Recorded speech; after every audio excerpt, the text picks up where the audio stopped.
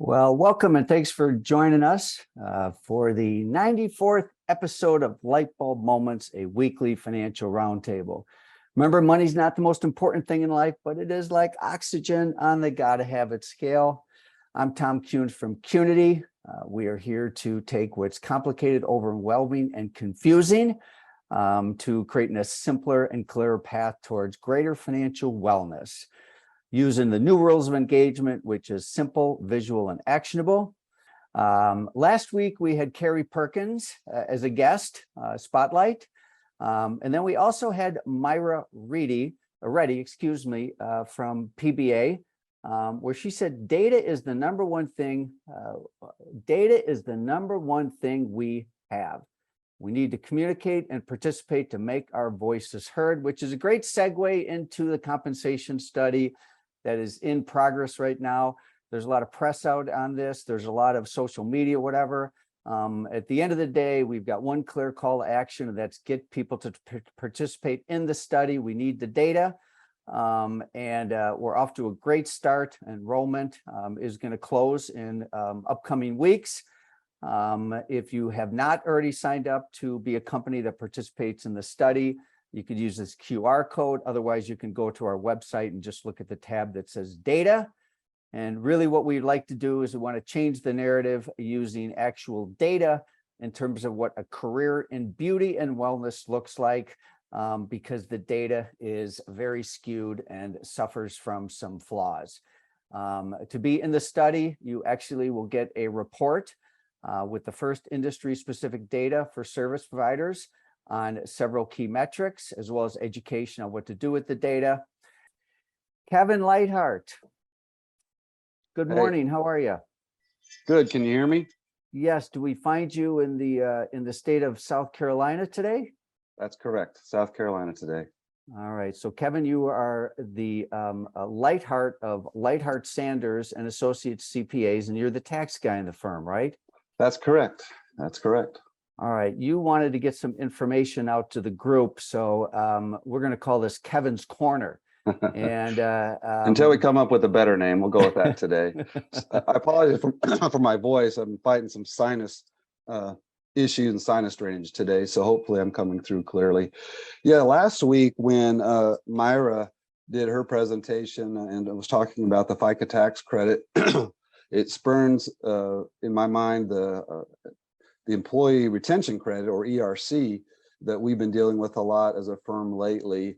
And most recently, and a lot of people don't know this, and that's why I threw this out to you last week, and you thought it'd be a good idea to take a few minutes today. And I know we're short on time today, but unlike a lot of the other free money that the government has been throwing at us the last couple of years with PPP, of course, we as CPAs love our acronyms, and the government does too, but PPP, ERC.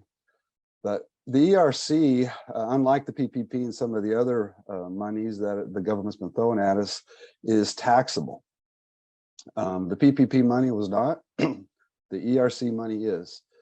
And if you go to the IRS's website, irs.gov, which actually is a very good website, surprisingly, when it comes to government entities, but actually it's a very good website, good information. There's a frequently asked question that that they have on various topics, but on the ERC specifically, it basically poses the question: is it income? And the way the bill was passed is technically no, it's not income, but you have to go back and restate your tax return for the amount of earned income. I'm sorry, the ERC that you receive. You reduce your payroll expenses, and the way it reads is, why the ERC is not considered taxable income under Internal Revenue Code 280C, employer tax credits create a reduction in wages in the amount of the credit. This reduction occurs in the year the wages were paid. So a 2021 credit must be reflected on the 2021 tax return. So the ERC began in 2020. You can claim the credit for 20 and 21. It's still current where you can apply if you haven't, but the kicker is those credits, those quarters, and those credits in the years that those credits apply for, attached to, you have to go back and amend. So what does that mean to the business owners and salon owners and school owners? If you got an ERC refund, applied for one, going to get one, you got to go back and amend your business tax return. Most small businesses have a flow-through return, an LLC or an S Corp.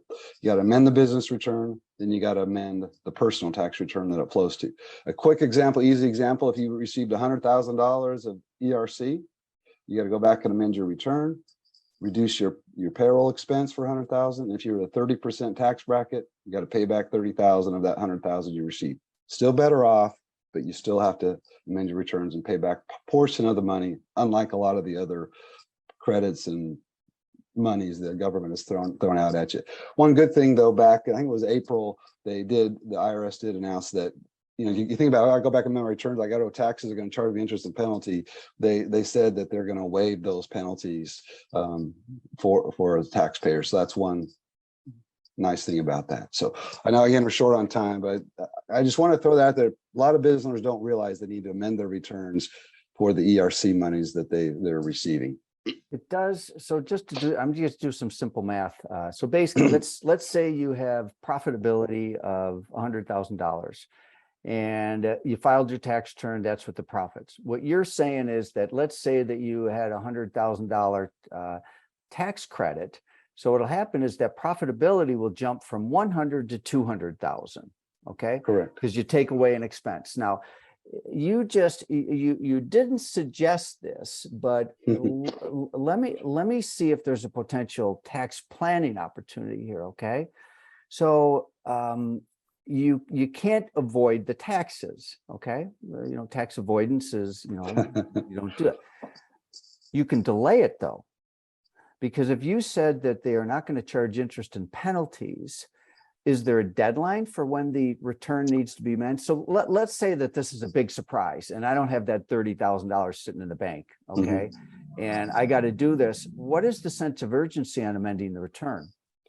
Well, there is none other than you don't want the IRS coming after you if you don't, if you're not proactive in this regard. And so as of right now, there's not a deadline per se. Usually to file an amended return, you're supposed to do it within 2 or 3 years, depending on the circumstances, what it is, statute of limitations, so forth. But in this case, the government's been surprisingly flexible and understanding through the last couple of years of COVID, which is good. But you're right, from the timing standpoint, especially if, okay, I'm going to owe this 30,000 or whatever it is, but I'm going to do my 2021 or 2022 return and I got maybe a refund coming, let me wait the timing where I have the cash flow to do it. So yeah, there is some flexibility of the timing of it all. Kevin, we're going to have you as a frequent guest because we're going to move into tax planning season. Yes, looking forward to it. And we're going to have you on as a spotlight guest as we get into some opportunities for tax planning. So just a reminder quick is if you haven't applied for that ERC, it's not too late. And we would be happy to help people out with that, or, obviously they'd contact their own CPA. Just throw that out there as well. All right, Kevin, thanks so much for everything. My pleasure. You do. And we'll see you next week. Good to see you. All right, so let's just see here. What else do we have here to wrap things up? Shout out to Lightheart Sanders and Kevin. Thanks again. And financial wellness for Pro Beauty. Remember, if you have not joined the compensation study, please do so. We also have the upcoming Money SBO workshop. We actually will have a member of the Lightheart Sanders team with us in Minneapolis. Money Pro, which is financial wellness for team members, money for students, and then a shout out again to Kevin and Jared and Lightheart Sanders for being a sponsor of Lightbulb Moments. And remember this, okay? September is the second new year. It is known as the second most common area to bring changes into your business and your life. The summer's ending, kids are back to school. It's sort of a great time for reset. We are on September 14th. Boy, that's too much time is passing. I'm going to miss all of you. So, all right, everybody, have a great Labor Day weekend. We'll see you in the second new year. Thanks again to Lynn, Kevin, and all of you for tuning in today. Those of you watching this on YouTube, we hope you enjoyed the episode. Bye now.